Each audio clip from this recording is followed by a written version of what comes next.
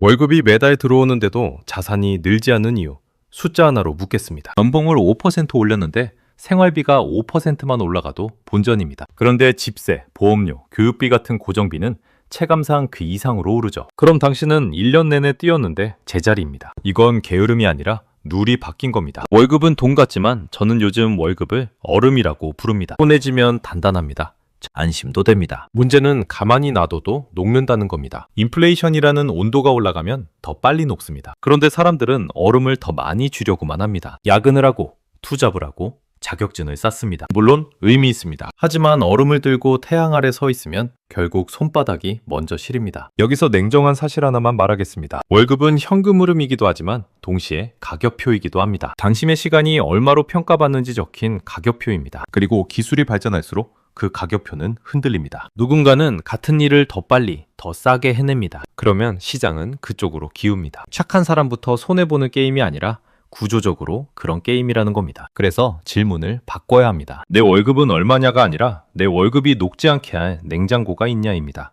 냉장고는 자본일 수도 있고 대체되지 않는 스킬일 수도 있고 끊기지 않는 수입원일 수도 있습니다. 오늘 이걸 못 만들면 내일은 얼음을 더 세게 주는 경쟁만 남습니다. 그럼 이제 다음으로 가야 합니다. 월급을 녹이는 태양은 정확히 무엇이고 그 온도는 왜 갑자기 올라가는지 이제부터 구조를 3개의 톱니바퀴로 찢어서 보여드리겠습니다. 듣고 나면 지금 뭘 먼저 손봐야 하는지 소름 돋게 정리될 겁니다. 월급이 얼음이라면 태양이 어디서 뜨는지 확인해야 합니다. 태양은 하나가 아닙니다. 3개의 톱니바퀴가 맞물리며 온도를 올립니다. 첫째는 AI와 자동화입니다. 이건 일자리가 사라진다 보다 더 현실적인 변화입니다. 같은 일을 더 빠르게, 더 싸게, 더 일정한 품질로 해내는 힘입니다. 그러면 회사 입장에선 선택이 단순해지죠. 사람을 더 뽑을 이유가 줄어듭니다. 맞는 사람도 압박을 받습니다. 연봉 협상력이 꺾입니다. 얼음이 녹는 속도가 빨라지는 겁니다. 둘째는 인플레이션과 자산 가격입니다. 체감 물가는 장바구니에서 시작해 고정비로 끝납니다. 월세, 대출이자, 보험료, 교육비 같은 자동이체 항목이 조금만 올라가도 숨이 막힙니다. 월급은 12개월에 한 번 조정되는데 가격표는 매주 바뀝니다. 얼음이 녹는데 냉장고 문을 열어둔 채로 버티는 꼴입니다. 아껴 쓰면 되지라는 말이 왜 점점 무력해지는지 여기서 답이 나옵니다. 셋째는 고용의 방식입니다. 기업은 고정비를 싫어합니다.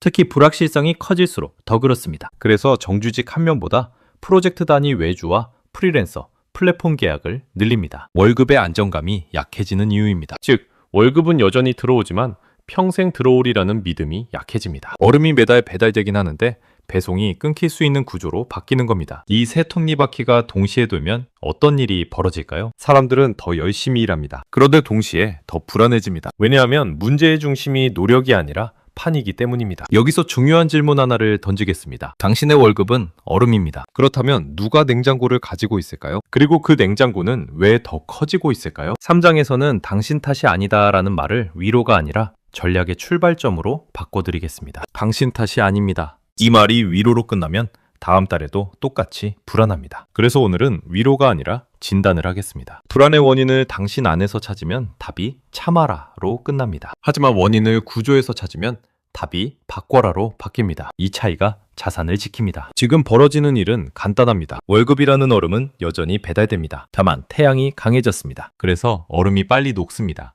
여기서 많은 분이 스스로를 탓하죠. 내가 덜 벌어서 그래. 내가 투자를 못해서 그래. 그런데 냉정하게 말하면 같은 시간에 같은 일을 해서 받는 보상이 줄어드는 환경에서 개인의 성실함만으로 체온을 유지하긴 어렵습니다. 손해진 얼음이 나빠진 게 아닙니다. 얼음을 둘러싼 온도가 달라진 겁니다. 그리고 한 가지 더 잔인한 사실이 있습니다. 사람들은 불안할수록 얼음을 더 세게 줍니다. 야근을 늘리고 불필요한 경쟁을 하고 정보에 과열됩니다. 그런데 얼음은 세게 줄수록 더 빨리 녹습니다. 손해열이 전달되니까요. 불안이 만든 선택이 불안을 키우는 구조입니다. 그래서 지금 필요한 건 근성의 추가가 아니라 열을 차단하는 설계입니다. 냉장고를 만들거나 최소한 그늘로 옮기는 선택입니다. 여기서 질문을 하나만 바꾸면 길이 열립니다. 내 직장은 안전한가요?가 아닙니다. 내 소득은 어떤 방식으로 결정되는가요? 입니다. 내가 받는 돈이 내 시간에만 붙어 있으면 시간의 가격이 흔들릴 때 같이 흔들립니다. 반대로 내 돈이 구조에 붙어 있으면 내가 쉬는 동안에도 버팁니다. 즉 핵심은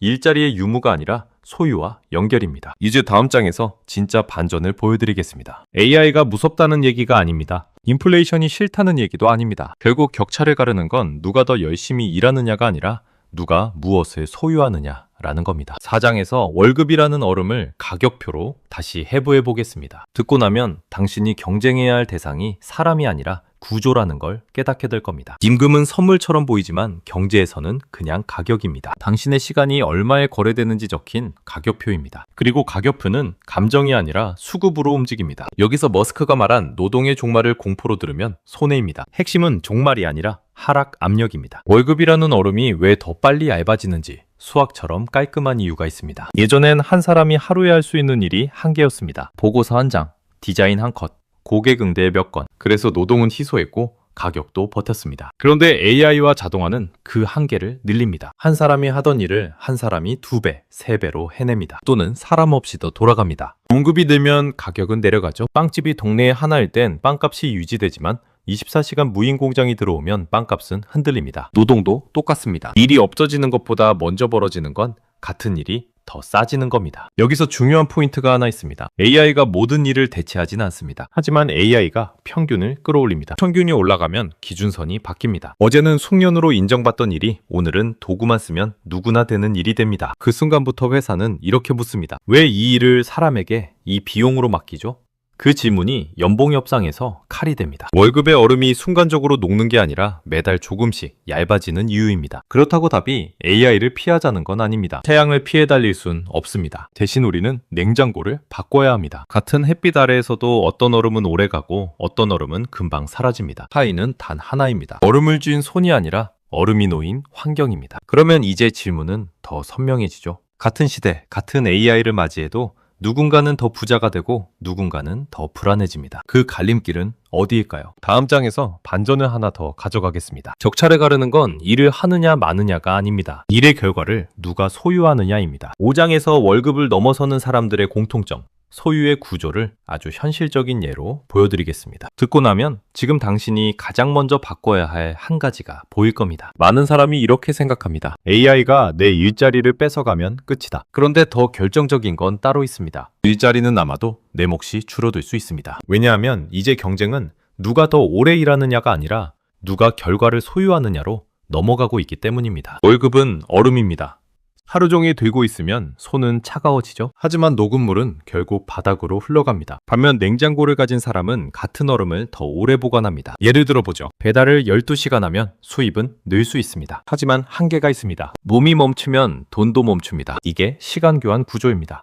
반대로 배달 플랫폼의 수수료 구조, 가맹점 네트워크, 구독 모델 같은 건 내가 쉬어도 돌아갑니다. 이게 소유와 연결 구조입니다. 여기서 소유는 꼭 거창한 주식 한 종목을 말하는 게 아닙니다. 내 제품, 내 고객 리스트, 내 콘텐츠, 내 자동화된 서비스, 내 지분. 내가 없을 때도 돈이 움직일 이유를 가지는 것. 그게 소유입니다.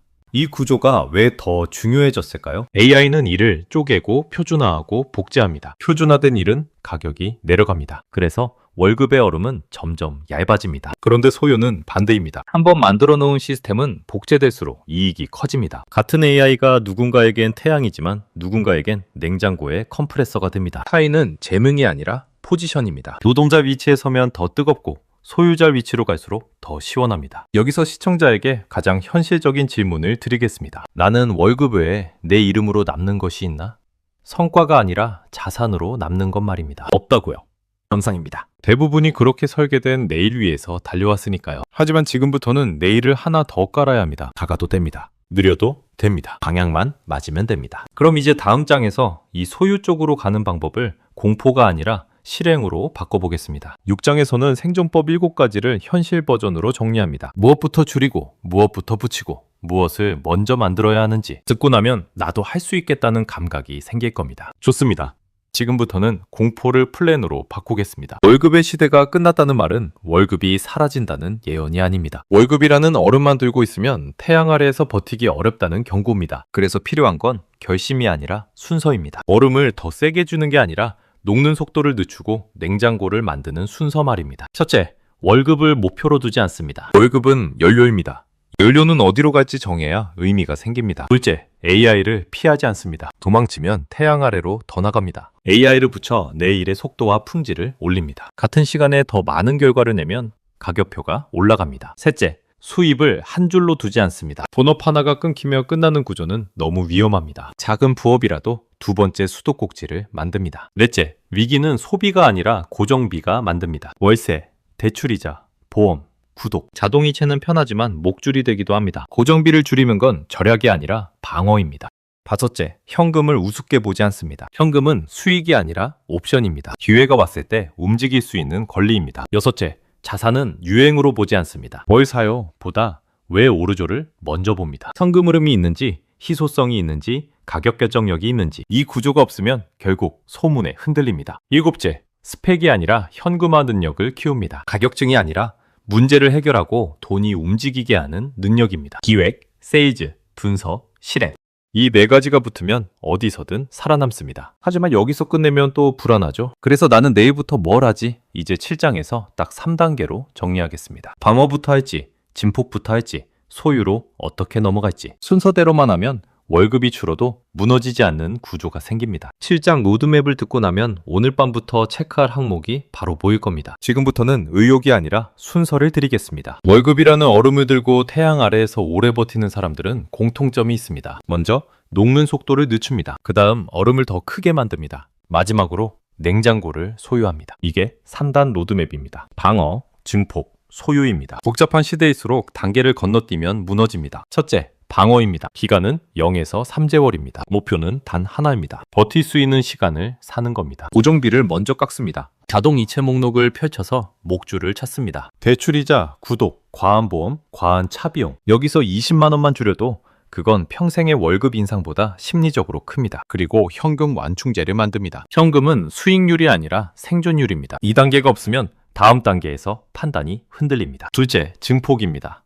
기간은 3에서 12개월입니다. 목표는 월급의 얼음 크기를 키우는 겁니다. 방법은 하나입니다. AI를 붙여서 같은 시간에 더 큰 결과를 내는 사람으로 포지션을 바꿉니다. 보고서라면 리서치와 초안을 자동화합니다. 영업이라면 고객 관리와 제안을 시스템화합니다. 중요한 건 공부가 아니라 결과입니다. 내가 더 바빠졌다가 아니라 내 단가가 올랐다가 성과입니다. 여기서 두 번째 수도꼭지를 작은 규모로라도 틀기 시작합니다. 셋째, 소유입니다. 기간은 13년입니다. 목표는 내가 쉬어도 돈이 움직일 이유를 갖는 겁니다. 작은 지분, 작은 사업, 작은 콘텐츠 자산, 작은 고객 리스트, 무엇이든 좋습니다.